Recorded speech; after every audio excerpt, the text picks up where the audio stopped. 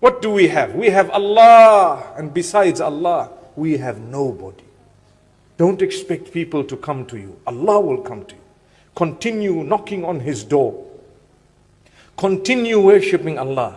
Don't ever say, when is this going to end? Because you're questioning Allah. But continue to ask Allah, oh Allah, keep me alive for as long as you know life is better for me. And take me away when you know it is better for me to go. And oh Allah, in the interim, make easy for me my world, the worldly life, because I have to live here.